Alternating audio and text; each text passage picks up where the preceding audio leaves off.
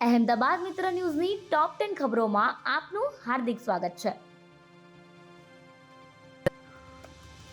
ગુજરાત સમાચારના માલિક બાહુબલી શાહની અટકાયત.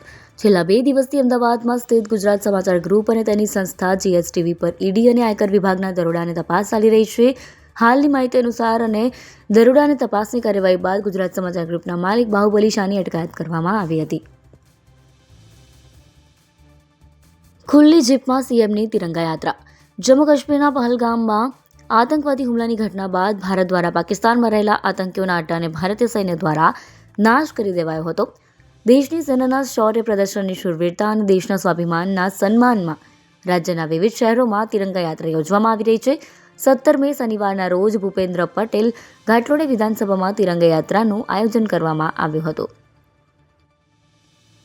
22 મે સુધી છૂટાછવાયા વરસાદની આગાહી.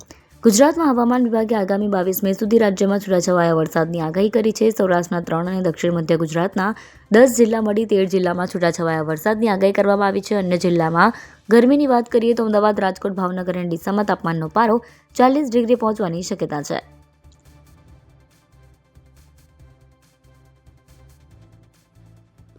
જીન્સ ધોવાની ફેક્ટરીમાં 3 કામદારોના મોતનો મામલો. દાણી લીમડામાં ટાંકી સાફ કરવા દરમિયાન મૃત્યુ પામેલા 3 શ્રમિકોના પ્રકરણમાં આજે પોલીસે ફેક્ટરીના માલિક અને ટાંકી સાફ કરવાનો કોન્ટ્રાક્ટ લેનારની ધરપકડ કરી છે. શુક્રવારે ટાંકી સાફ કરતી સમયે યુવકોને ગેસ ગળતરના કારણે અસર થઈ હતી અને તેમનું મૃત્યુ થયું હતું.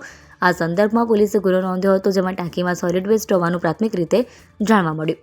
આગામી તપાસમાં એફએસએલના રિપોર્ટ આવ્યા બાદ સ્થિતિ સ્પષ્ટ થશે. હાલ 2 આરોપીની ધરપકડ કરી પોલીસે કાર્યવાહી કરી છે. 20 મેથી ચંડોળા તળાવમાં મેગા ડિમોલેશન પાર્ટ 2.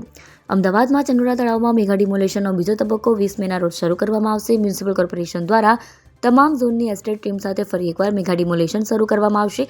તાજેતરમાં જ મ્યુનિસિપલ કોર્પોરેશનના એસ્ટેટ વિભાગ દ્વારા ડિમોલેશન કરવા અંગેનો સર્વે શરૂ થઈ ગયો છે. ચંડોળા તળાવમાં રહેનારા તમામ લોકોને મકાનો ખાલી કરવા દેવા માટે સૂચના આપવામાં આવી છે. તેમજ ચંડોળામાંથી હજુ 2-3 લલ્લા બિહારી જેવા લેન્ડ ગ્રેબિંગ માફિયાઓને ઝડપવામાં આવશે.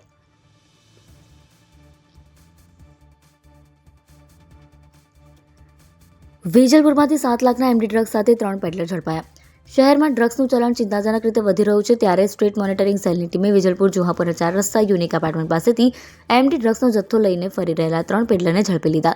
આ ત્રણેય પેડલર બે સપ્લાયર પાસેથી એમડી ડ્રગ્સ લાવ્યા હતા અને યુવાનોને ટાર્ગેટ કરી વેચવાના હતા. પોલીસે 750 લાખના ડ્રગ્સ સહિત કુલ 10 લાખનો મુદ્દામાલ કબજે કર્યો છે. તપાસમાં અમદાવાદના મોટા ડ્રગ્સ સપ્લાયરોની વિગતો સામે આવે તેવી સંભાવના છે. 6 વર્ષની બાળકી સાથે શારીરિક અડપલા. પોક્સોના કાયદાની મૂળ વિભાવના અને તેની જોગવાઈઓની સ્પષ્ટતા કરતા ગુજરાત હાઈકોર્ટે મહત્વપૂર્ણ ચુકાદો આપ્યો છે અને ફરિયાદી સાથે સમાધાન થઈ ગયાના આધારે પોક્સોના આરોપી સામેની પોલીસ ફરિયાદને રદ કરી શકાય નહીં તેમ નોંધ્યું છે. હાઈકોર્ટે નોંધ્યું કે આરોપી વિરુદ્ધ પોક્સોના કાયદા હેઠળ નોંધાયેલો ગુનો માત્ર કોઈ વ્યક્તિ નહીં પરંતુ સમગ્ર સમાજ સામેનો ગુનો હોય. ફરિયાદી અને આરોપી વચ્ચે સમજૂતી કે સમાધાન થઈ ગયું હોવાના આધારે હાઈકોર્ટ ફરિયાદ રદ કરી શકે નહીં. સાબરમતી નદીમાં સફાઈ માટે પાણી ખાલી કરવામાં આવતા રેતીમાં સમાન કદના ખાડા રચાતા કુતૂહલ સર્જાયું. અમદાવાદમાં સાબરમતીને સાફ કરવાની પ્રક્રિયા ચાલી રહી છે. આ માટે સાબરમતી નદીનું પાણી ખાલી કરાયું છે. પાણી ખાલી થયા બાદ નદીના તળિયેથી ચોક્કસ પ્રકારના નાના આકારના ખાડા જોવા મળી રહ્યા છે, જેને લઈને લોકોમાં કુતૂહલ સર્જાયું. આ ખાડા મુદ્દે પીડીયુના રિસર્ચ વિભાગના ડીને જણાવ્યું કે જ્યારે નદીમાંથી એકસાથે પાણી છોડવામાં આવે ત્યારે પાણીમાં આ પ્રકારના નાના ખાડા સર્જાય છે. છોલે ભટુરેમાંથી વંદા નીકળતા ગ્વાલિયર સ્વીટને 25,000 દંડ. પ્રહલાદનગરમાં આવેલી ગ્વાલિયર સ્વીટ્સમાંથી મંગાવેલા છોલે ભટુરેમાંથી 2 વંદા નીકળ્યાની ફરિયાદ મળતા મ્યુનિસિપલ ફૂડ વિભાગે ગ્વાલિયરને 25,000નો દંડ ફટકાર્યો છે. સરખેજમાં રહેતા પટેલ પરિવારે ગ્વાલિયર સ્વીટ્સમાં ઓનલાઈન ઓર્ડર કરી છોલે ભટુરે મંગાવ્યા હતા. છોલેનો ડબ્બો ખોલીને થાળીમાં લેતા જ તેમાંથી 2 વંદા નીકળ્યા હતા. રાષ્ટ્રીય કોઠારીની ધરપકડના 7 દિવસ પહેલા જાણ કરાશે.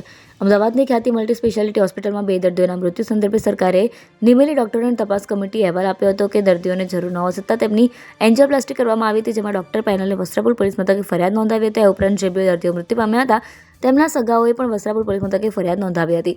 હોસ્પિટલના આરોપી ડોક્ટર પ્રશાંત વજીરાની માર્કેટિંગના માણસોના ડિરેક્ટર સામે કુલ 3 ફરિયાદ નોંધાઈ છે. અહેમદાબાદ મિત્ર ન્યૂઝની યુટ્યુબ ચેનલને સબસ્ક્રાઇબ કરો અને બેલ આઇકન જરૂરથી દબાવો, જેથી મહત્વના સમાચાર આપના સુધી જલ્દીથી પહોંચે.